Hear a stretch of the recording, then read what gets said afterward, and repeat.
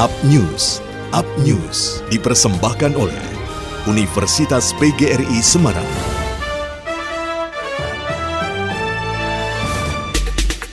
Dana Anggaran Pendapatan dan Belanja Negara di Jawa Tengah pada semester 1 tahun 2021 surplus sebesar Rp12,42 triliun, seiring dengan tingginya sisi penerimaan pendapatan negara yang berhasil dihimpun di periode tersebut. Kepala Kantor Wilayah Dijen Perbendaharaan Provinsi Jawa Tengah, Miden Sihombing, melalui keterangan virtualnya menjelaskan, secara kinerja realisasi penyerapan APBN pada periode semester 1 ini secara keseluruhan mencapai Rp25,98 triliun atau 43,35%.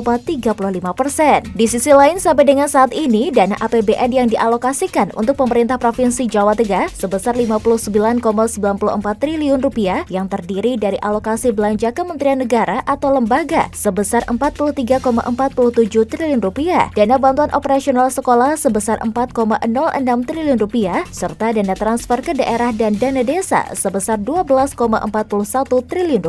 Dia mengatakan mengenai dana desa, penyerapannya masih cenderung rendah, yakni 47,27% atau Rp3,8 triliun dari pagu Rp8,1 triliun. Terkait hal tersebut, ada banyak faktor yang berdampak pada masih rendahnya penyerapan dana desa. Salah satunya karena pengajuan dana desa ini memerlukan verifikasi dari kecamatan, sehingga proses pertanggungjawaban dari pemerintah desa memakan waktu yang cukup lama. Bahkan ada beberapa pemerintah daerah yang baru mengajukan setelah terkumpul pengajuan dari beberapa desa. Faktor lain dikatakannya adanya pergantian kepala desa, dan hal ini yang banyak terjadi adalah pembayaran dana desa harus menunggu kepala desa yang baru ditetapkan terlebih dahulu, baru kemudian bupati menyetujui pembayaran.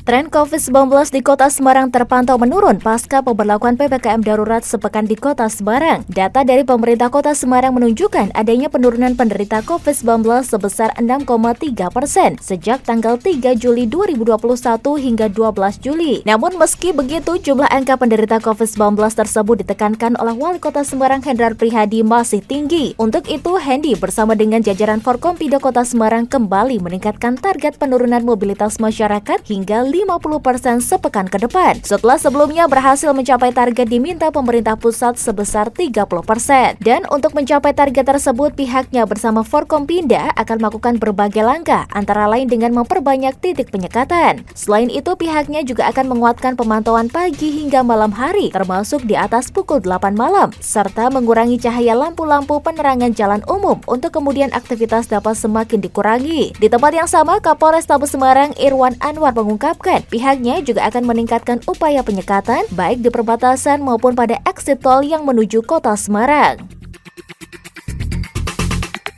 Dalam rangka memperingati Disnatalis ke-40, Fakultas Hukum Universitas PGRI Semarang menggelar webinar bertema Perlindungan Hukum Perempuan dan Anak terhadap Eksploitasi dalam Dunia Penyiaran. Kegiatan webinar tersebut menghadirkan Dekan Fakultas Hukum UPGRIS, Dr. Sabto Budoyo SHMH, Pakar Perlindungan Anak dan Perempuan Fakultas Hukum Universitas Diponegoro, Dr. Lita Tista SHMHUM, Wakil Ketua Komisi Perlindungan Anak Indonesia Pusat Rita Pranawati MS, dan Asep Cuantoro MPD, Komisioner KPID Provinsi Jawa Tengah periode 2014-2021. Dekan Fakultas Hukum Universitas PGRI Semarang mengatakan kegiatan ini merupakan bentuk eksistensi utama Fakultas Hukum yang berkualitas dan kompeten dengan kemandirian rakyat yang sadar hukum. Perempuan dan anak merupakan kaum yang sangat rentan terhadap diskriminasi terhadap kasus pelecehan atau kriminal. Menurutnya, hal ini juga dapat memberikan dampak non-edukatif, bahkan bisa mencederai HAM anak dan perempuan. Sementara itu, Asep Cuantoro menjelaskan bahwa Komisi Penyiaran Indonesia merupakan lembaga negara yang bersifat independen yang ada di pusat dan daerah dan mengatur hal-hal mengenai penyiaran. Dia juga menjelaskan gambaran anak remaja, khususnya perempuan di televisi atau sinetron seringkali dijumpai menampilkan adegan negatif dan sangat bertentangan dengan budaya Indonesia. Sedangkan Rita Pranawati juga menjelaskan bahwa peran media sangat penting dalam masalah perlindungan anak menurut Undang-Undang Nomor 35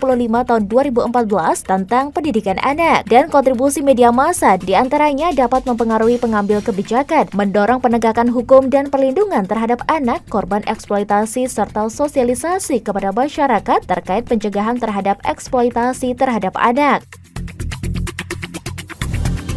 Demikian liputan tim pemberitaan melaporkan. Up News dipersembahkan oleh Universitas PGRI Semarang, The Mini University.